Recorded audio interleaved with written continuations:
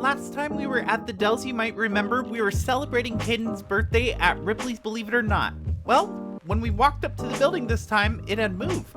Hey, what happened to the Ripley's Believe It or Not? It moved down the street. Really? Where?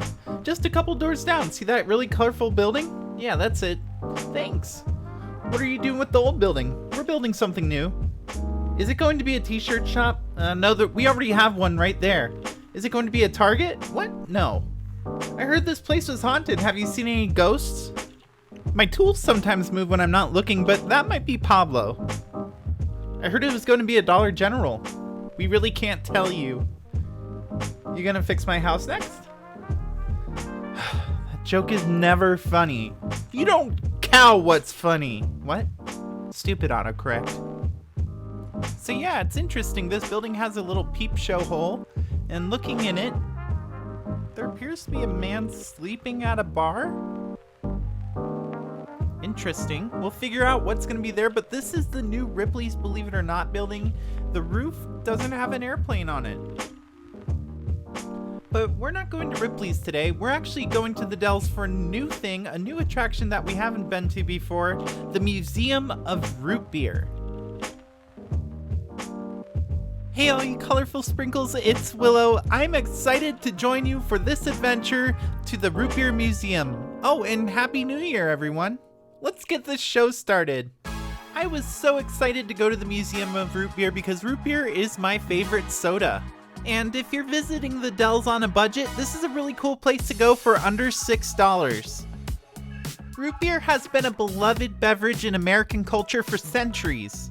And it all began during colonial times when indigenous people discovered the unique flavors of roots like sassafras, sarsaparilla, and wintergreen. These roots were combined with herbs and spices to create a concoction that was later used for medicinal purposes. Sassafras has emerged as the star of these elixirs thanks to its sweet and aromatic flavor profile. In 1866, a man named Charles Elmer Hyers introduced the world to the first commercial root beer.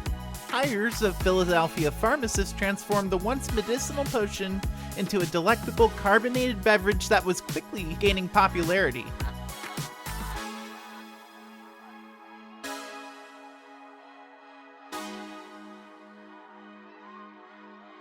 Bottling plants were popping up across the nation, and iconic brands like A&W and Barks became synonymous with this effervescent delight. Root beer's popularity continued to soar through the 20th century and became a beloved treat associated with soda fountains and ice cream parlors. Which of these root beer mascots do you recognize? I probably recognize only like 3 or 4 of them. As the 20th century unfolded, the allure of root beer transcended liquid form, finding its way into household products. The distinctive flavor of sassafras and other botanicals began to infuse candies, syrup, and even extracts, bringing the essence of root beer into kitchens across America. Home cooks and confectioners alike embraced the trend, incorporating the unique flavor profile into a variety of sweets. But it wasn't until the mid-20th century that the roots of root beer would be intertwined with another culinary sensation: ice cream. Enter the root beer float, a stroke of genius that transformed casual sipping into a decadent dessert experience. The frothy marriage of velvety vanilla ice cream and the crisp bubbly bright of root beer captivated the taste buds and quickly became a nostalgic indulgence. There are over 3,000 brands that make up this museum, and that's just the known list from rootbeerworld.com. New brands of root beer have been discovered in places like antique shops and old recipe books. The cans and bottles aren't all big brands either. Oh no, they're repping regional favorites like Czech Soda from Winn-Dixie and the Publix brand root beer. Speaking of Publix, a pub sub and a root beer right now? Sign me up. This museum isn't just bottles and cans, although there certainly isn't any shortage of them. We're talking a massive collection of root beer flavored everything from the essentials to the downright bizarre.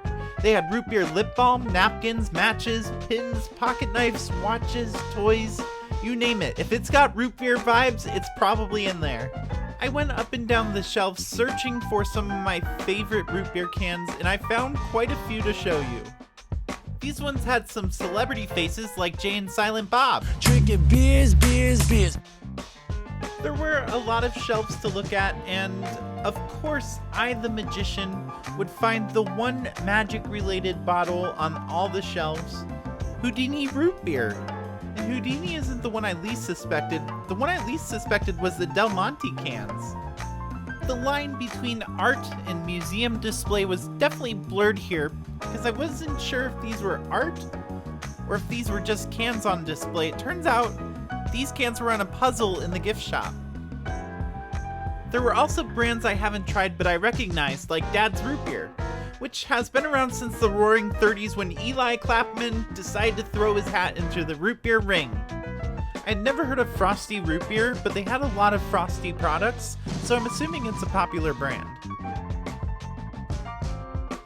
Now, I'm not sure if this is supposed to be Emmett Kelly or a tramp clown, but either way, I found the clown in the Root Beer Museum. Go me.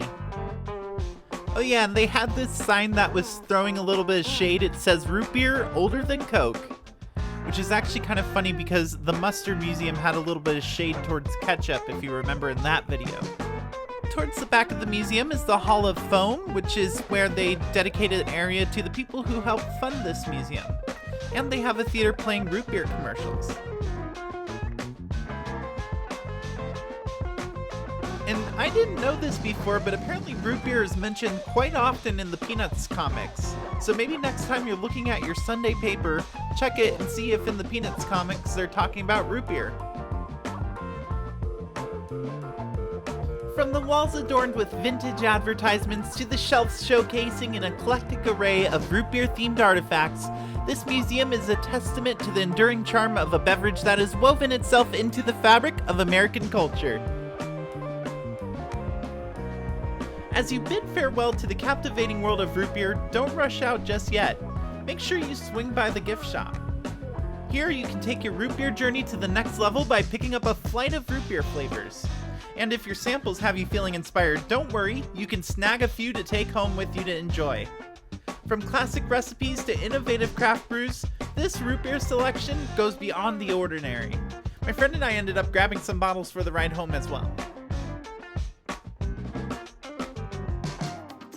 There was one more place we had to stop, and that was the A&W because I absolutely couldn't get root beer floats out of my mind after that. So I went to A&W and I ordered myself a large root beer float and a spicy Papa burger, as you do when you're in the Midwest. Anyway, I hope you all have a fantastic new year. I can't wait to see what this year brings for us. We're gonna go on so many adventures. Make sure to hit that subscribe button and the thumbs up if you like this video, and check out one of these videos, see if you like any of them as well.